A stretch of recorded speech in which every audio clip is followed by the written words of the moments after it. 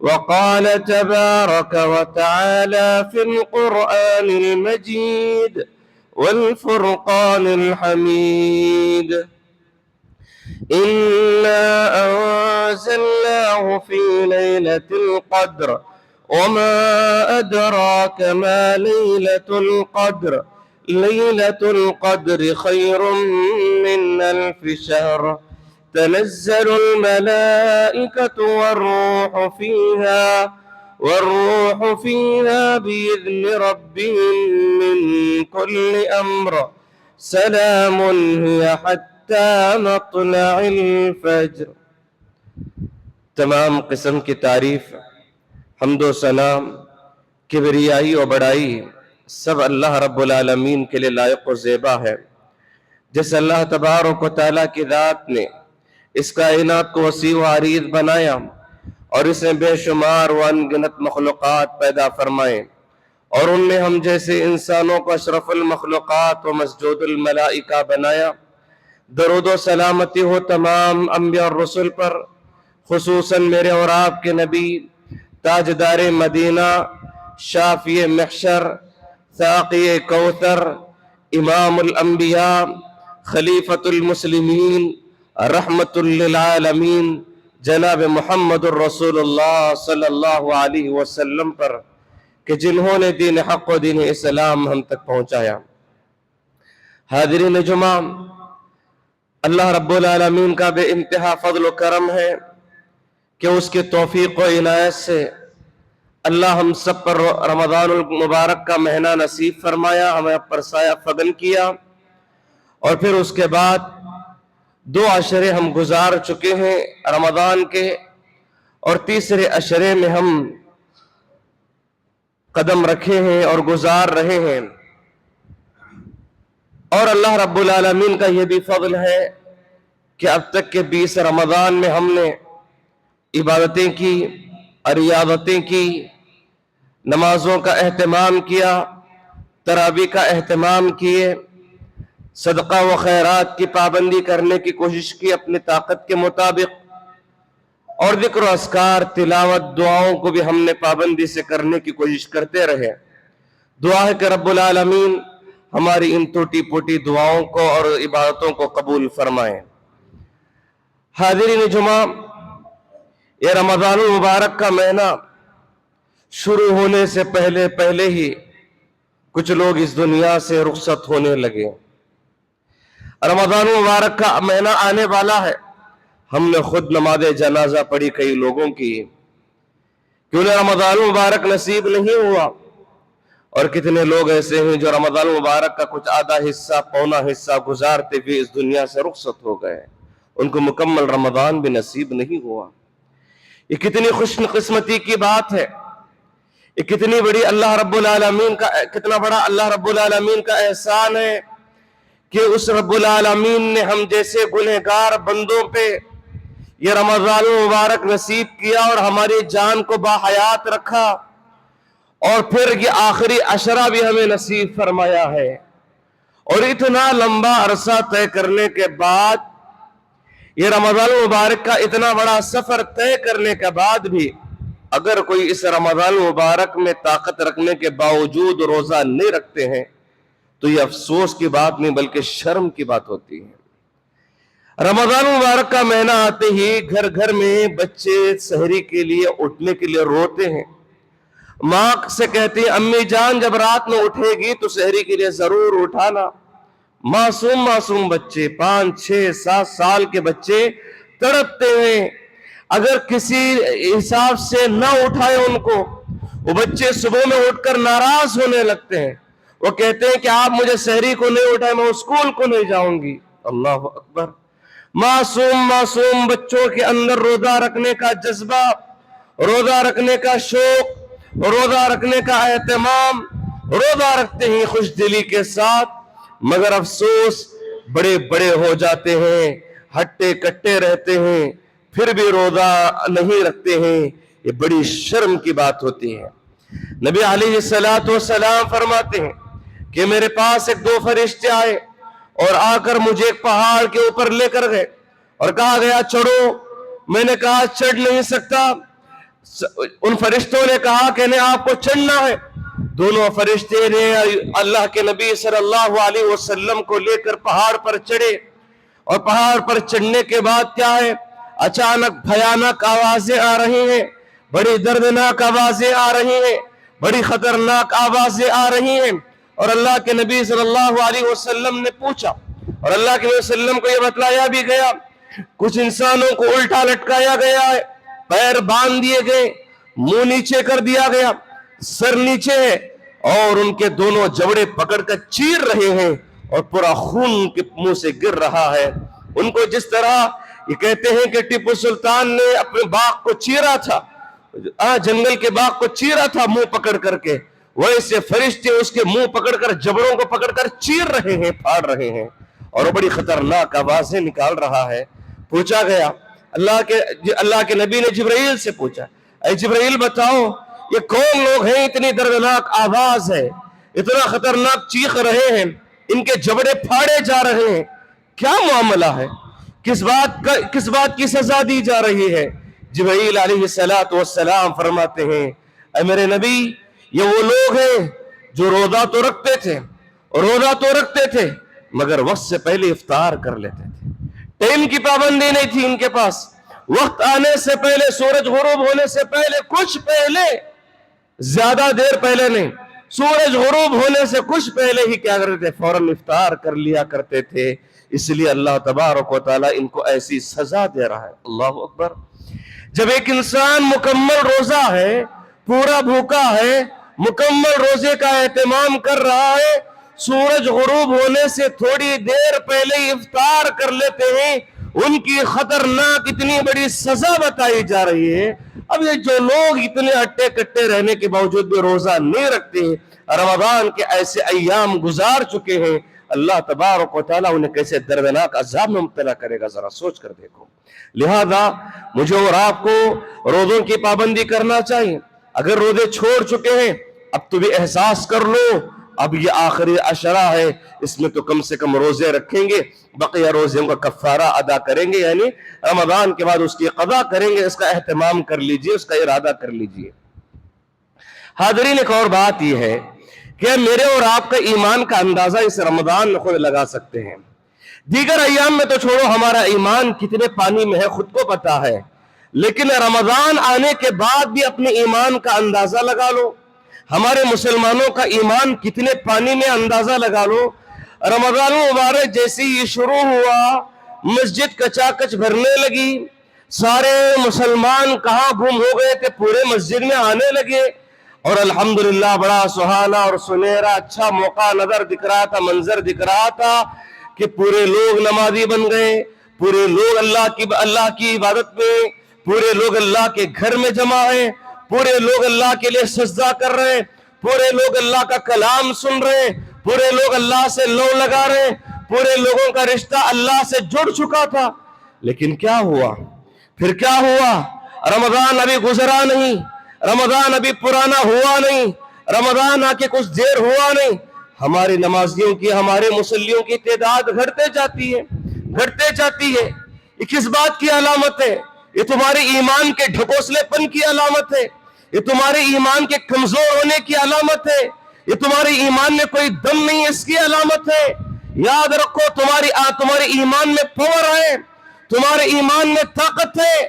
تمہارا ایمان اگر مضبوط ہے, بتاؤ ثبوت اللہ کے سامنے مسجدوں کو آباد کر کے بتاؤ. اس رمضان میں بھی تمہارا ایمان ہار جاتا ہے, پھر کب تم جیت پاؤ گے؟ پھر کب تم صحابہ کے جیسا ایمان رکھنے والے ہو جاؤ گے؟ کب تمہارے بارے میں کہا جائے گا کہ یہ صحابہ کے نقش قدم پہ چلنے والا ہے؟ کب کہا جائے گا کہ یہ مومن بندہ ہے؟ کب کہا جائے گا کہ یہ مسلمان ہے؟ اگر کچھ لوگوں کے حالات اگر دیکھیں گے نا ہمارے مسلمانوں کے, ایسا لگتا ہے ان کی نماز جنازہ بھی پڑھنا نہیں ہے, مجبوری کے نام سے پڑھا جاتا ہے. بس مجبوری ہے. اگر مجبوری ختم کر دی جائے نا, کئی لوگ ایسے ملیں گے ان کی نماز جنازہ سرے سے نہیں پڑھ سکتے. پاکستان کے ایک عالم کا میں نے تذکرہ کیا تھا بے نمازی کے موقع پر. کہا جاتا ہے کہ ایک عالم صاحب کے بھائی تھے, وہ بڑے بے نمازی تھے, نمازوں سے کوئی تعلق نہیں. وہ جیسے کہتے ہیں یہ جمعہ کے پابندی, جمعہ کے مسلمان, इनको नमाजियों में शुमार ही नहीं किया जा सकता। तो ऐसे लोग थे, वो ऐसा भाई था। अचानक आकर खबर दी गई, मौलवी साहब आपके भाई का इंतकाल हुआ, नमाज जनाजा और तकफीन का इंतजाम कर लीजिए। उन्होंने कहा ले जाओ कहीं फेंक दो उसे, ले जाओ कहीं फेंक दो उसे, मैं नमाज जनाजा पढ़ाने वाला नहीं हूं। क्यों? इसलिए कि उसका ईमान नहीं, इसलिए कि वो अल्लाह के सामने कभी सजदा करने के लिए आया नहीं, वो बेनमाजी इंसान है। ऐसे इंसानों का नमाज जनाजा मैं नहीं पढ़ाऊंगा। लोगों ने कहा मौलवी साहब आपका भाई है, मेरा भाई रहे तो क्या करूं? मेरा भाई वो है जो ईमान वाला है, मेरा भाई वो है जो नमाजी है। उसके बाद कहना था, लोगों ने उनको बड़ी ये दिलाई कि भाई रिश्ता है, वो है, ऐसा है, माहौल ऐसा है, आप रहना है। सीधे गए, भाई को उठाए, उस मैयत को उठाए, लेकर आकर सीधा एक गड्ढे में डाल दिए, दफन कर दिए। कोई नमाज नहीं, कोई जनाजा नहीं, कुछ भी नहीं, कोई तजहीज तकफीन कुछ मामला नहीं, सीधे ले गए गड्ढे में दफन करके छोड़ दिए। लोगों ने देखा जब आलिम साहब अपने भाई का नमाज जनाजा नहीं पढ़ाते हैं तो फिर हमारे मुसल्लियों का नमाज जनाजा कहां से पढ़ाएंगे। ये एहसास हुआ, सारे मुसल्ली नमाजों के पाबंद बन गए। अल्हम्दुलिल्लाह। वो एहसास कब आएगा, वो गैरत कब आएगी? लिहाजा नमाजी बन जाओ, अल्लाह को बनाने वाले हो जाओ, अल्लाह को राजी करने वाले हो जाओ, अपने ईमान को कमजोर होने न दो। हाँ, ईमान थोड़ा कभी कमजोर होता है, कभी इंसान थक जाता है, नमाजों में गफलत होती है। हाँ, कभी इंसान बीमार हो जाता है, नमाजों में गफलत होती है। यानी फर्ज नमाजों में गफलत किसी भी किस्म के नहीं, नफिल में हो गई। कभी शैतान के वसवसे में आ गया, लेकिन इंसान को चाहिए कि शैतान के मुकाबला करने की तुम्हारे अंदर मेरे अंदर सकत नहीं है, फिर हम किस बात के मोमिन कहलाएंगे, फिर किस बात के मुसलमान हैं? अगर एक शैतान का मुकाबला करने की हमारे अंदर ताकत नहीं, शैतान के वसवसों को भगाने की हमारे अंदर ताकत नहीं, फिर हमारा ईमान कितना मजबूत है खुद अंदाजा लगाओ। हमारी इबादतों में, रियाजतों में इजाफा होते रहना चाहिए, इजाफा करते जाओ। कभी मोमिन जब इबादतें करने लगता है, या तो दिन ब दिन उसकी इबादतों में इजाफा होता है, न कि कमी होती है, या कम से कम बराबर स्टेज पे रहता है, लेवल पे जाते रहता है, या उसकी इबादतों में इजाफा होता है, कमी नहीं होती। ये मोमिन की अलामत है। प्यारे नबी सल्लल्लाहु अलैहि वसल्लम फरमाते हैं, अहब्बुल अअमाल इलल्लाहि अदवमुहा व इन क़ल्ला। अल्लाह रब्बुल आलमीन के नजदीक महबूब अमल वही है, गरचे के कम हो मगर हमेशा करता हो, कम करता हो बहर कैफ लेकिन हमेशा करता हो, दायमी करता हो, वो इंसान बड़ा मोमिन है। अल्लाह तबारक व तआला को ऐसे अमाल बड़े पसंद है। 4 दिन बड़े जोर और शोर से इबादतें किया, फिर पूरी जिंदगी लाइफ में उसकी वो इबादतें नजर नहीं। ऐसी इबादत, ऐसे अमाल अल्लाह को पसंद नहीं है। कम करता है, थोड़ा करता है, मगर ज्यादा करता है तो ये अल्लाह रब्बुल आलमीन को बड़ा पसंदीदा अमल है। लिहाजा हमें भी चाहिए कि कम हुई सही, अच्छा करे, पाबंदी से करे, इखलास के साथ करना चाहिए। एक और बात आपके सामने रखना ही मुनासिब समझता हूं, ये रमजान का इख्तिताम है। अल्लाह तबारक व तआला को इख्तितामी अमल बड़ा पसंद है। जो इंसान आखिरी वक्त में जो अमल करता है वो अल्लाह को बड़ा महबूब है। अल्लाह तबारक व तआला पसंद करते हैं। मेरे और आपकी जिंदगी के फैसले भी इख्तिताम पर होते हैं। अल्लाह के नबी सल्लल्लाहु अलैहि वसल्लम फरमाते हैं, इन्नमल अअमालु बिल खवातीम। इंसान के अमाल का दारो मदार इख्तिताम पे रखा गया है, एंडिंग में रखा गया है। अगर इंसान का एंडिंग अच्छा है, ये रमजान का इख्तिताम अच्छा करता है, अगर रमजान के आखिरी अय्याम को इबादतों के साथ गुजारता है, अल्लाह रब्बुल आलमीन उस इबादतों को बड़ा पसंद करता है। और अल्लाह तबारक व तआला भी फैसला उसी बुनियाद पर करता है। मेरा बंदा जब मेरे पास आया, मेरा बंदा जब रमजान को रुखसत किया तो बड़े प्यारे अंदाज में रुखसत किया, वो इबादतों के साथ रुखसत किया, ये अल्लाह को बड़ा पसंद आता है। इसलिए हमें चाहिए कि रमजान के इख्तितामी अय्याम को खूब इबादतों में लगाएं, खूब रियाजतों में लगाएं, खूब अल्लाह की बंदगी में लगाएं। खुद अल्लाह तबारक व तआला भी कुरान मजीद में फरमाते हैं, और आपको हर जुमा में अल्हम्दुलिल्लाह हर खतीब भी ये आयत पढ़कर अपने खुतबे को शुरू करता है, क्या या अय्युहल्लज़ीना आमनुत्तक़ुल्लाह हक़्क़ तुक़ातिह वला तमूतुन्ना इल्ला व अंतुम मुस्लिमून।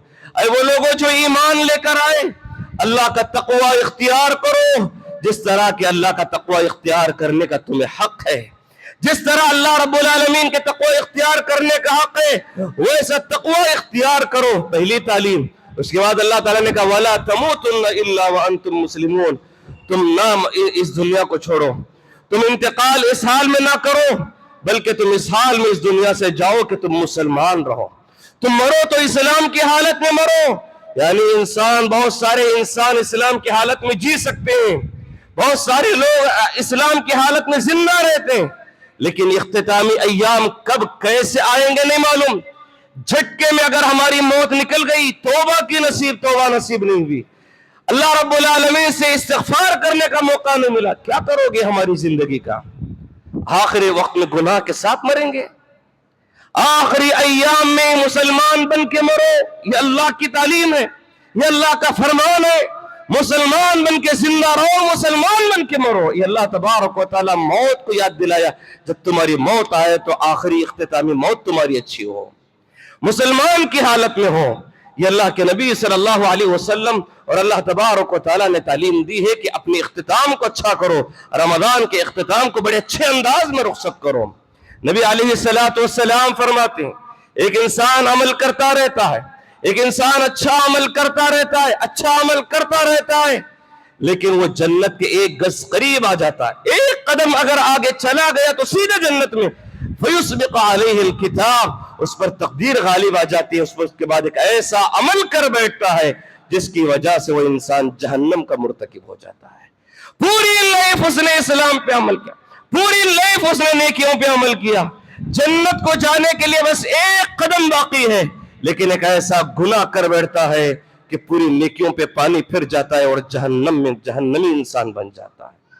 اور کبھی اللہ کے نبی صلی اللہ علیہ وسلم نے یہ بھی فرمایا کہ ایک انسان پوری زندگی گناہوں کا عمل کرتے رہتے، پوری گناہ سے بھری بھی زندگی ہے اور جہنم میں جانے کے لیے ایک قدم باقی ہے، ایک گناہ کر لے تو وہ جہنم میں گر جائے گا، لیکن اس وقت ایک ایسی نیکی کر کے مرتا ہے کہ اللہ تبارک و تعالیٰ اس کے سارے گناہوں کو معاف کر کے جنت کا فیصلہ کر دیتا ہے۔ اللہ، اسی لیے ہمارا اختتام بڑا معنی رکھتا ہے، ہمارا اختتام بڑی چیز ہے۔ ہم جو رمضان کو آخری عشرے سے گزر رہے ہیں، اس آخری عشرے کو بڑی خوب عبادتوں کے ساتھ گزارنا چاہیے۔ اگر یہ رمضان اللہ کے سامنے جا کر کہے گا کہ اے اللہ تیرا بندے کو میں اس حال میں چھوڑ کے آیا، وہ مجھے خوب احترام کیا، میری عزت کیا، تکریم کیا، عبادتوں میں لگا رہا، تو شاید اللہ تبارک و تعالی ہمیں نجات دے گا۔ ایک واقعہ میں نے آپ کے سامنے شاید کئی سال پہلے ذکر کیا تھا، وہ آپ کے سامنے رکھنا چاہتا ہوں۔ وہ یہ ہے، ایک صاحب کہتے ہیں ایک رکشہ والا تھا، ایک آٹو والا تھا، جیسے میں نے کہا کہ فلاں، اے آٹو والے رکا، کہا کہ مجھے فلاں جگہ جانا ہے، ٹھیک ہے چھوڑوں گا، چلو آپ بیٹھ جاؤ۔ تو جیسے ہی بیٹھے، آٹو اسٹارٹ کرنے سے پہلے درود شریف پڑھنے لگا، نبی علیہ السلام پر درود پڑھنے لگا۔ وہ صاحب تعجب ہو گئے، وہ عالم دین تھے، تعجب ہو گئے، بھائی صاحب آپ آٹو شروع کرتے ہوئے، اسٹارٹ کرتے ہوئے درود شریف کا اہتمام کر رہے ہیں، اللہ کے نبی پہ درود بھیج رہے ہیں، کیا وجہ ہے؟ کیونکہ اکثر آٹو والوں کے تعلق سے کہا جاتا ہے ان کی نمازوں سے کوئی تعلق نہیں، اللہ ماشاءاللہ بعض لوگ ایسے ہیں ان کی جگہ کہیں بھی ہو، آٹو لے کر سیدھے مسجد کی طرف کھڑا کرتے ہیں، وقت ہوتی پہلے نماز بعد میں گراک، سبحان اللہ، ایسے بھی لوگ ہیں۔ اور بعض لوگوں کے بارے میں کہا جاتا ہے کہ یہ سب ایسے ہوتے ہیں جن کا دین سے کوئی تعلق نہیں، تو ایسا کامن ہے، ایسا معاشرے میں پایا جاتا ہے۔ تو عالم صاحب نے پوچھا، بھائی صاحب یہ درود شریف جو تم پڑھ رہے ہو کون سی تعلیم ہے؟ کہنے لگے دیکھیے مولوی صاحب، میرا مسئلہ ایسا ہے، میرا ایک بڑا بھائی تھا جو ایک کمپنی میں کام کرتا تھا، اس کا کام تھا تھیلے گننا، بڑے بڑے جو چاول کے یا دوسرے کوئی بڑے موٹے ہوتے ہیں، اس تھیلوں کو جو لوڈ ہوتے ہیں ان تھیلوں کو گننا اس کا صرف کام تھا۔ ہوا یوں پوری زندگی اس نے نمازیں نہیں، کوئی نہیں، کچھ نہیں، صرف وہ اپنی کمپنی، اپنا دکان، اپنا دھندا، اپنا بزنس، اپنا کاروبار، اپنی تجارت، دنیا میں لگا رہا۔ وہ ہمیشہ گنتا، 1 2 3 4 5 تھیلے گنتا رہتا تھا۔ ایک مرتبہ ہوا یوں کہ ایک تھیلا اوپر سے گر کر اس کی گردن پہ گرا اور گردن مروڑ کر انسان زندگی کے آخری لمحات گن رہا تھا، آخری سانسیں اس کی جا رہی ہیں، اور تب کہہ رہا 1 2 3 4 5 کہہ رہا ہے، اور وہ بڑی آہستہ آواز سے کہہ رہا تھا، میں جا کر کان لگا کر دیکھا، سن رہا ہوں کہ وہ 1 2 3 گن رہا ہے، اور اس کے بعد میں نے سمجھ گیا یہ پوری زندگی تھیلے 1 2 3 گن رہا تھا، وہی موت کے وقت بھی اس کی آخری سانسیں چل رہی ہیں تب بھی وہ 1 2 3 گن رہا ہے۔ تو اس لیے میں نے سوچا کہ پوری زندگی درود شریف پہ گزار دوں، اللہ کے نبی کے درود پہ گزار دوں، تاکہ میرے انتقال ہوتے وقت بھی میرے زبان سے درود نکلے۔ اللہ اکبر، سبحان اللہ۔ یہی تو ہے انسان جو پوری زندگی عمل کرے گا، اختتام پہ وہی بولے گا۔ اگر ہم پوری زندگی نمازوں کا اہتمام کرتے رہیں گے، اگر پوری زندگی اسلام پہ عمل کرتے رہیں گے، تو انشاءاللہ ہماری موت بھی اسلام پہ آئے گی۔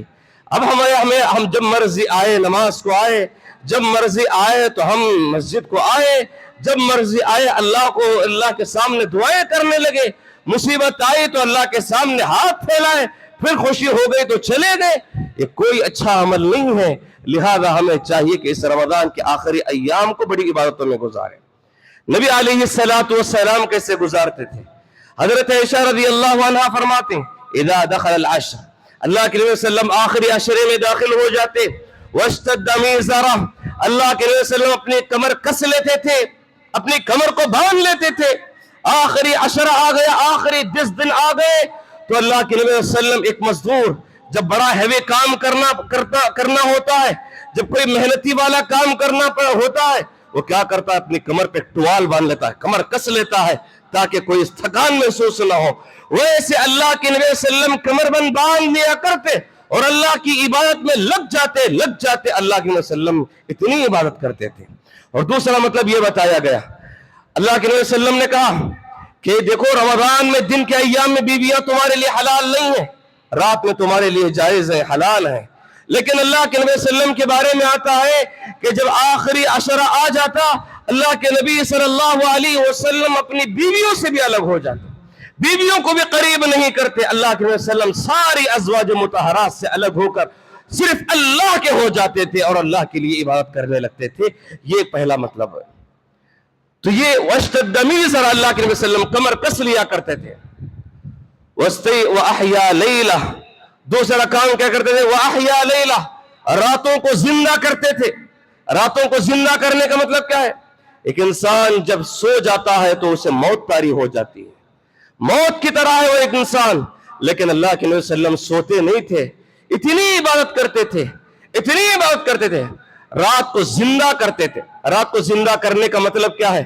تلاوت قرآن سے زندہ کرتے، ذکر و اذکار سے زندہ کرتے، اللہ رب العالمین سے دعائیں کرتے ہوئے رات کو زندہ کرتے، نمازوں کے ذریعے سے زندہ کرتے تھے۔ یہ نبی علیہ السلام کا عمل ہے۔ اگر واقعی معنوں میں ہمارے اندر ایمان ہے، اگر واقعی ہم نبی کا کلمہ پڑھنے والے ہیں، اگر واقعی معنوں میں نبی کا احساس ہمارے اندر ہے، نبی کی محبت ہمارے اندر ہے، نبی کا کلمہ پڑھ کر جینے والے ہیں، تو نبی علیہ السلام کی اس رات کی زندگی کی طرح کچھ تو گزارو، کچھ تو عمل کرو۔ اور اللہ کے نبی صلی اللہ علیہ وسلم کی تیسری صفت ہے وَاسْتَيْقَظَ أَهْلَهُ، اور اللہ کے نبی صلی اللہ علیہ وسلم اپنی فیملی کو اٹھاتے تھے۔ دوسرے دنوں کے بارے میں یہ بات نہیں آتی ہے، بلکہ اس آخری عشرے میں اللہ کے نبی صلی اللہ علیہ وسلم داخل ہو جاتے، اپنی بیویوں کو رات میں اٹھایا کرتے، عبادت کرنے لگاتے تھے۔ معلوم ہوا کہ اپنی بیوی بچوں کے ساتھ رہو اور ان کے ساتھ عبادت کرو، یہ عبادت کرنے کی تعلیم دی گئی ہے۔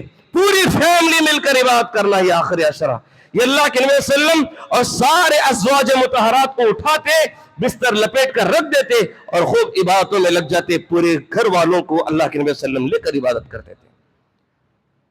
یہ معاملہ ہمارے اندر ہونا چاہیے۔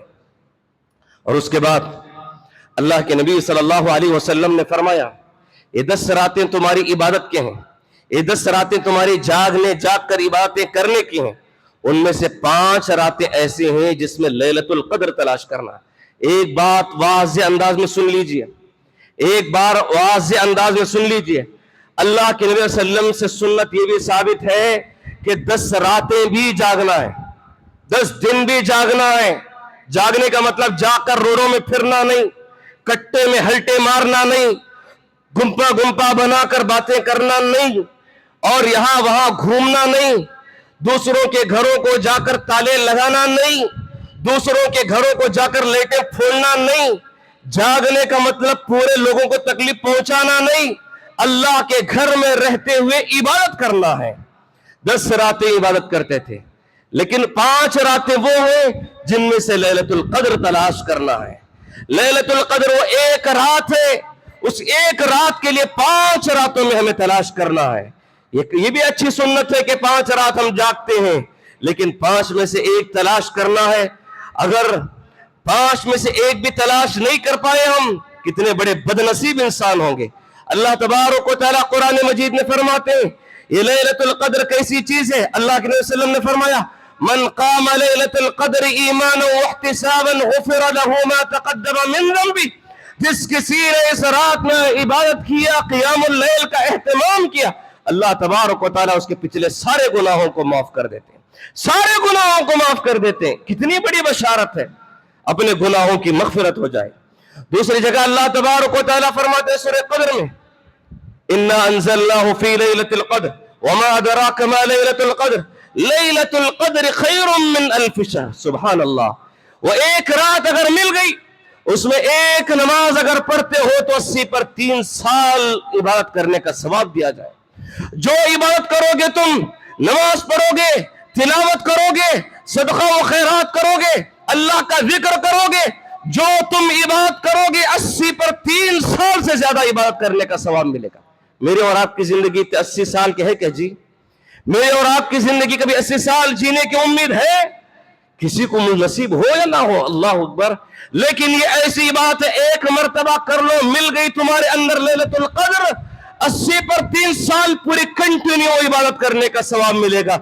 80 साल भी अगर हमें मिल गए तो भी उतनी इबादत नहीं कर सकते अगर वो एक लैलतुल कद्र तलाश कर ले।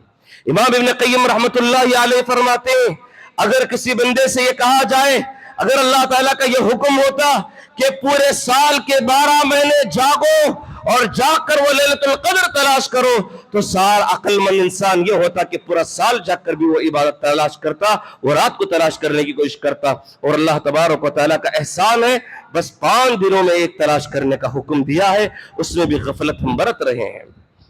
अच्छा, इस लैलतुल कद्र में हमें करना क्या है? लैलतुल कद्र में करना क्या है? कौन सी दुआ का एहतमाम करना है? प्यारे नबी सल्लल्लाहु अलैहि वसल्लम हजरत आयशा रज़ी अल्लाह अन्हा के सवाल में फरमाते हैं, हजरत आयशा पूछती है, अल्लाह के नबी लैलतुल कद्र अगर पालूं तो मैं कौन सी दुआ का एहतमाम करूं? अल्लाह के नबी सल्लल्लाहु अलैहि वसल्लम ने फरमाया, अल्लाहुम्मा इन्नका अफ़ुव्वुन तुहिब्बुल अफ़्व फ़अफ़ु अन्नी। अल्लाहु अकबर। अल्लाहुम्मा इन्नका अफ़ुव्वुन तुहिब्बुल अफ़्व फ़अफ़ु अन्नी। ये तुम कसरत से पढ़ो, ये लैलतुल कद्र में पढ़ने की दुआ है, ये ताक़रात में शब कदर में पढ़ने की दुआ है, इस दुआ का तुम एहतमाम करो। अल्लाह के वसल्लम ने अपनी बीवी को ये दुआ सिखाई है। फिर हाज़रीन, रमज़ान की ये जो आखिरी अशरे में हम ताक़रात जागते हैं, उसके अंदर इंसान को बड़े आसानी से बात कर सकते हैं।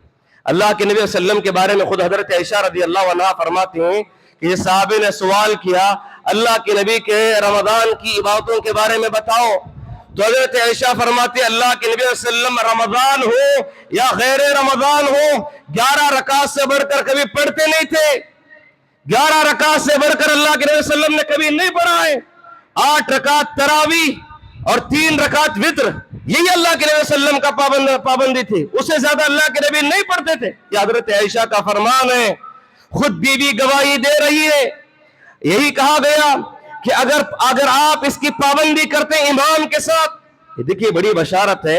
अगर अल्लाह के वसल्लम फरमाते मन क़ाम मअल इमाम हत्ता यंसरिफ कुतिबा लहू क़ियामुल लैल, जो कोई इंसान इमाम के साथ 8 रकात तरावी और 3 रकात वित्र पढ़ लेता है, तो अल्लाह तबारक व तआला उसे पूरी रात जाकर इबादत करने का सवाब देता है, पूरी रात जाकर इबादत करने का सवाब देता है। अगर आपकी मर्जी है तो आप कैसे भी करें, लेकिन ये अल्लाह के नबी की हदीस पे अमल करने का शौक है, जज्बा है, पूरी रात का सवाब लेना चाहते हैं तो इबादत करो। अगर कोई इंसान 8 रकात तरावी पढ़ लिया और वित्र अपनी जानिब से पढ़ लिया तो उसे सिर्फ 8 रकात का सवाब मिलेगा, उसे पूरी रात जागने का सवाब नहीं मिलेगा, उसे अपनी तरफ से इबादत करनी पड़ेगी। یہ اللہ کے نبی صلی اللہ علیہ وسلم کا فرمان ہے. اب کرنا کیا مولوی صاحب؟ جب 8 رکعت تراویح 3 رکعت وتر پڑھ لیے, پوری رات نماز پڑھنے کا ثواب مل گیا, اب کیا بھی نہیں کرنا, کرو. دوسرا کام ہے. کون سا کام؟ قرآن پڑھنا کام ہے, عبادت ہے, تلاوت ہے. قرآن پڑھنے نہیں آتا سیکھو, قرآن پڑھنے نہیں آتا سیکھو. سیکھنے کے ایام میں اس رمضان میں موقع ملا ہے, بیٹھ کر سیکھو. فری ٹائم ہے تمہارے پاس. دوسرے ایام میں دھندے میں بزنس میں لگے رہتے ہیں, اور تاکرات میں تو فل ٹائم ہی ٹائم ہے. بیٹھ کر سیکھو. سکھانے والے کو ثواب, سیکھنے والے کو بھی ثواب ہے. قرآن مجید سیکھے, ذکر و اذکار کرے, سبحان اللہ, الحمدللہ, اللہ اکبر, جو آپ کو آتا ہے, لا الہ الا اللہ, یہ سب اذکار ہے. اللہ کی کبریائی و بڑائی, حمد و ثنا بیان کرو. یہ وہ بھی کام کرنے کا ہے. پھر اس کے بعد کیا کرنا ہے؟ دعا کرنا ہے. دعا کرو. اللہ اکبر, دعا اتنی بڑی ہتھیار ہے. اللہ کے نبی صلی اللہ علیہ وسلم فرماتے ہیں دعا سب سے بڑا ہتھیار ہے, مومن کا ایک ہتھیار ہے. دیکھیے, جب چیز کو استعمال کرتے ہیں تو کہتے ہیں اسے بہادر. میں ایک بڑی تلوار بنا لیا, بڑی تیز دھاری دار بڑی شان والی تلوار بنا لیا, اب میں اسے یوز نہیں کر رہا ہوں, کیا فائدہ ہوا؟ کون سا 30 مارکہ ہو گیا میں؟ جب تلوار بنایا ہوں, اسے جنگ کے لیے استعمال نہیں کیا, تو فائدہ کیا میرا؟ تو انسان کو چیز استعمال کرتا ہے تو وہ نہ بڑا کمال ہوا. کوئی انسان شاہی لباس لے کر آیا, بڑے بڑے بادشاہ پہننے کے لباس, ہیرے موتی جواہرات لگا کے ڈیزائن بنا کے لایا, لا کر الماری میں سجا لیا. کیا کر لیا وہ؟ پہنا تو نہ جی, استعمال کرا تو نہ فائدہ ہوتا. ویسے ہی مسلمان کے پاس, ایک مومن کے پاس ہتھیار ہے دعاؤں کا, اور دعاؤں سے کوئی تعلق نہیں, دعاؤں کا کوئی اہتمام نہیں, دعاؤں سے کوئی لگاؤ نہیں. یہ دعا صرف مصیبت آنے پر ہی نہیں, ہم تو ہمیشہ اللہ کے دربار کے بھکاری ہیں. ہم تو اللہ رب العالمین کے سامنے ہمیشہ حاجت مند ہیں. ہماری ضرورت ہو نہ ہو, اللہ کے سامنے ہم ہاتھ پھیلانا چاہیے اور اللہ کے سامنے دعائیں گڑ گڑانا چاہیے. میرے گناہ کیا ہے مجھے معلوم, تمہارے گناہ کیا ہے تمہیں معلوم. اللہ کے سامنے رکھو, اے اللہ یہ فلاں فلاں گناہ مجھ سے ہو چکے ہیں, اور کچھ گناہ ایسا ہے میں اسے گناہ ہی نہیں سمجھتا, مجھے معلوم بھی نہیں. اللہ اس گناہ کو معاف فرما. میں گناہ کیا ہوں مجھے احساس بھی نہیں, اللہ اس گناہ کو معاف فرما. یہ تو گناہوں کی مغفرت کر لینے کی رات ہے. رات میں جاگ کر تم اپنے اللہ سے مانگو, اللہ سے گڑ گڑاؤ, اللہ سے لو لگاؤ, اللہ سے تعلق جوڑو. یہ اللہ تبارک و تعالی, اللہ کے نبی صلی اللہ علیہ وسلم کا یہ عادت رہی ہے. اللہ کے نبی صلی اللہ علیہ وسلم فرماتے ہیں کہ میں ہر دن میں 70 مرتبہ استغفار کرتا ہوں. دوسری بات میں آتا ہے کہ اللہ کے نبی صلی اللہ علیہ وسلم فرماتے ہیں کہ میں دن میں 100 مرتبہ استغفار کرتا ہوں. وہ نبی جس کے سارے اگلے پچھلے سارے گناہ معاف ہیں اور وہ معصوم ہیں, پھر بھی اللہ کے نبی صلی اللہ علیہ وسلم استغفار کرتے ہیں. ہم پوری زندگی 24 گھنٹے گناہوں میں گزار رہے ہیں, اور ایک آخری رات میں بیٹھ کر استغفار کرنے کی ہمیں توفیق نہیں تو ہم کیا کریں گے؟ اللہ کے نبی صلی اللہ علیہ وسلم نے فرمایا وَلِلَّهِ عُتَقَاءُ مِنَ النَّارِ فِي كُلِّ لَيْلَةٍ, اللہ تبارک و تعالی رمضان کی ہر رات میں اللہ تبارک و تعالی لوگوں کو جہنم سے آزاد کرتا. میرے اور آپ کی گردن آزاد ہو جائے جہنم سے, کتنی بڑی بات ہے. مجھے اور آپ کو جہنم سے نجات مل جائے, کتنی بڑی بات ہے. ہم نے رمضان کو عبادت کرنے کے بجائے, یہ دعاؤں کے ذریعے سے نجات پانے کے بجائے, یعنی اللہ رب العالمین کی بنائی بھی نارے جہنم سے عذاب سے بچنے کے لیے تیاری کرو, اپنے آپ کو آزاد کر لو. یہ اللہ کے نبی صلی اللہ علیہ وسلم نے تعلیم دی ہے. اگر دیکھیے پہلی رات میں نے دعا کیا, مجھے معلوم کہ اللہ میری دعا قبول کیا نہیں کیا, کہ جہنم سے نکال کر جنت میں میرا نام لکھا نہیں لکھا, مجھے معلوم کیا نہیں معلوم. تو دوسری رات میں تلاش کیجئے, تیسری رات میں دعا کیجئے, چوتھی رات میں, پانچویں رات میں. اللہ ایک مرتبہ تو قبول کرے گا. نہ جانے ہمیں معلوم نہیں ہماری دعا قبول ہو رہی نہیں ہو رہی. دعا کا سلیقہ نہیں, اب تک دعا مانگنے کا طریقہ نہیں. ہاتھ اٹھائے, اے اللہ پریشان ہو, کیا پریشان ہے؟ اللہ کی تعریف کیا, پہلے اللہ کو یاد کیا, نبی پہ درود بھیجا. دعا کرنے کا سسٹم نہیں معلوم, دعا کرنے کا طریقہ نہیں معلوم. مصیبت آ گئی تو سیدھے ہاتھ اٹھا دیا, بڑا کمال نہیں. پہلے آداب سیکھ, اللہ سے بات کرنے کا سلیقہ سیکھو, اللہ کے سامنے بات رکھنے کا انداز رکھو, تب جا کر ہماری دعائیں قبول ہوتی ہیں. اور اس کے ساتھ اللہ کے نبی صلی اللہ علیہ وسلم اسی لیلۃ القدر کی تلاش میں اعتکاف کرتے تھے. لیلۃ القدر کی تلاش میں اعتکاف کرتے تھے. کیوں؟ پوری دنیا ایک طرف, وہ صرف اللہ کے نبی صلی اللہ علیہ وسلم اور اللہ ایک بات. ایک انسان جو اعتکاف میں ہوتا ہے اسے پوری دنیا سے کوئی تعلق نہیں, پوری دنیا کو چھوڑ چھاڑ کر کچھ دن کے لیے وہ اللہ کا ہو جاتا ہے، وہ صرف اللہ سے باتیں کرنے لگتا ہے، اس کا تعلق اللہ سے جڑ جاتا ہے، وہ اللہ سے مانگنے لگتا ہے۔ ایک تم پردے میں خیمے میں چلے جاؤ، تمہیں قبر کی یاد آئے گی، قبر میں مجھے اکیلا رہنا ہے، قبر کی تنہائی میں نہ میرا بیٹا آئے گا، نہ میری بیوی آئے گی، نہ میرا ماں باپ، کوئی بھی نہیں آنے والا، میں اکیلا جاؤں گا، میرے اعمال میرے ساتھ آئیں گے۔ اس پردے کے اندر رہو گے تو تمہیں قبر کی یاد آئے گی، قبر میں مجھے تنہا رہنا ہے، اور اسی قبر میں مجھے کام آنے والی چیز اعمال ہے۔ اب اس اعمال کی تیاری بیٹھ کے کرو۔ یہ اللہ کے نبی صلی اللہ علیہ وسلم، ایک مرتبہ اللہ کے نبی صلی اللہ علیہ وسلم نے رمضان کے پہلے عشرے میں اعتکاف کیے، پھر دوسرے عشرے میں اعتکاف کیے، پھر اللہ تعالیٰ نے کہا کہ نہیں، لیلۃ القدر کی تلاش پہلے دوسرے میں نہیں، آخری میں کرنا ہے۔ تو اللہ کے نبی صلی اللہ علیہ وسلم آخری عشرے میں بیٹھ کر لیلۃ القدر کی تلاش کرتے، اعتکاف میں بیٹھ کر تلاش کرتے۔ یہ بھی ایک عبادت ہے، کیجیے عبادت، عادت ڈالیے۔ اب اس کے بارے میں لوگوں کا تصور یہ ہے کہ بیٹھے تو 10 دن بیٹھنا۔ کس نے کہا 10 دن بیٹھنا؟ 10 دن بیٹھنا کس نے کہا؟ 10 دن بیٹھنا ہی ضروری نہیں ہے، اچھی بات ہے، بیٹھتے ہو، اچھی بات ہے، افضل ہے، اللہ کے نبی کی سنت ہے۔ اگر انسان چاہتا ہے 1 دن بیٹھو، آدھا دن بیٹھو، کچھ وقفے کے لیے بیٹھو، اعتکاف کچھ بھی کر سکتا ہے انسان، آدھا دن کے لیے، 1 دن کے لیے، 2 دن کے لیے، 3 دن کے لیے بھی بیٹھ سکتے ہیں۔ کیوں نہیں بیٹھ سکتے؟ آپ بیٹھیے، کوشش کیجئے، عبادتوں کا انداز، وہ عبادتوں کی لذت، وہ مٹھاس، اللہ سے بات کرنے کا جو مزہ ہے اسے لگا کر دیکھیے۔ دنیا کی لذتیں ہمارے دل سے ختم ہو جائیں گی، دنیا کی مٹھاس ختم ہو جائے گی، وہ اللہ سے بات چیت کرنے کا ایک الگ انداز ہوگا۔ لہذا اللہ کے نبی صلی اللہ علیہ وسلم لیلۃ القدر کی تلاش میں آخری عشرے کی عبادتوں میں سے اعتکاف کو بھی شامل کرتے، اور اللہ کے نبی صلی اللہ علیہ وسلم اعتکاف کیا کرتے تھے۔ حاضرین، یہ آخری عشرہ گزارنے کا کیسے عبادتیں کرنا ہے، میں نے چند باتیں آپ کے سامنے رکھنے کی کوشش کی، اور ساتھ ساتھ میں یہ اس بات پر فوکس دے رہا ہوں، اس بات پر زور دے کر، اہمیت دے کر بتا رہا ہوں کہ ہمارے رمضان کا اختتام بڑا اچھا ہونا چاہیے۔ یہ رمضان کا اختتام شاپنگ کے ایام نہیں، یہ رمضان کے آخری ایام کو شاپنگ کے ایام سمجھتے ہیں۔ یہ رمضان کی راتوں کی قدر کیجئے، افطاری کر لیے یا عصر کی نماز پڑھ لیے سیدھا شاپنگ مارکیٹ میں نہیں، نمازوں کی پابندی کے ساتھ کم سے کم راتوں کا اہتمام کیجئے۔ آپ کی شاپنگ دن میں کر لیجئے، دن میں کر لو، یہ رات میں شاپنگ کرنے کا ٹائم نہیں۔ یا اللہ تعالیٰ مغفرت کرنے کے لیے تیار ہے، وہ انسان دنیا خریدنے کے لیے تیار ہے۔ یہاں سارے لوگ اللہ سے مانگنے کے لیے تیار ہیں، کچھ لوگ جا کر مارکیٹ میں شاپنگ کرنے کے لیے، دنیا داری کرنے کے لیے تیار ہیں۔ یہ نہیں ہونا چاہیے۔ شاپنگ کیجئے، منع نہیں ہے، جائیے، خریدیے، جو کرنا ہے کیجئے، دن کے ایام میں کیجئے، دن کے ایام میں کیجئے۔ رات کا وقت ضائع نہ کیجئے، رات کا وقت ویسٹ مت کیجئے، رات کا وقت اللہ کے لیے وقف کر دیجئے، رات کا وقت اللہ کے لیے نکالیے، اللہ کی بندگی کے لیے، ریاضتوں کے لیے نکالیے۔ یاد رکھو، اگر ہم اس آخری عشرے میں، اس آخری ایام میں بھی، اور اللہ کے محبوب راتوں میں بھی اگر ہمارا وقت دنیا میں گزرے گا تو اللہ تبارک و تعالی ہم سے کتنا ناراض ہوگا، اور کیا کیا عذابات نازل کرے گا ہم خود نہیں جان سکتے۔ یا پرسنل زندگی میں عذاب آ سکتے ہیں، یا اجتماعی شکل میں عذاب آ سکتے ہیں۔ پوری دنیا پریشان ہے، دنیا میں خون خرابہ ہو رہا، دنیا میں بمباریاں ہو رہے ہیں، مسلمانوں کی جانیں لوٹی جا رہی ہیں، خون سے ہولی کھیلی جا رہی۔ کیا ہم نے کبھی اپنے مسلمان بھائیوں کے لیے دعا کی ہے؟ کیا یہ لیلۃ القدر میں جاگ کر ہم نے ان مسلمان بھائیوں کے لیے کبھی دعا کی ہے کیا؟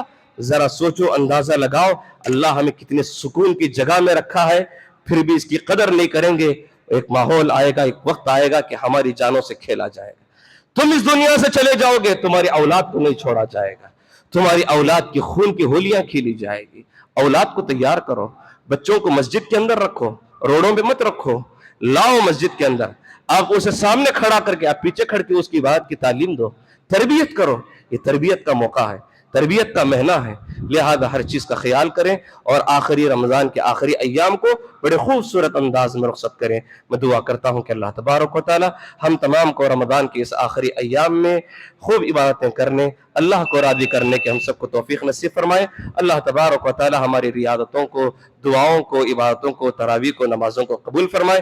اللہ ہمارے ٹوٹے پھوٹے عبادتوں کو، ٹوٹی پھوٹی رمضان کی روزوں کو، اے اللہ دیگر جو کچھ ہم نے ایام عبادتیں کر رہے ہیں اللہ وہ تمام عبادتوں کو شرف قبولیت سے نوازے. اللہ ہم تمام کو توحید پر زندہ رہنے اور توحید پر ہمارا خاتمہ ہونے کی توفیق نصیب فرمائے. بارک اللہ لنا ولکم فی الآیات و ذکر الحکیم انہ تعالی جواد کریم وملک بر رحیم.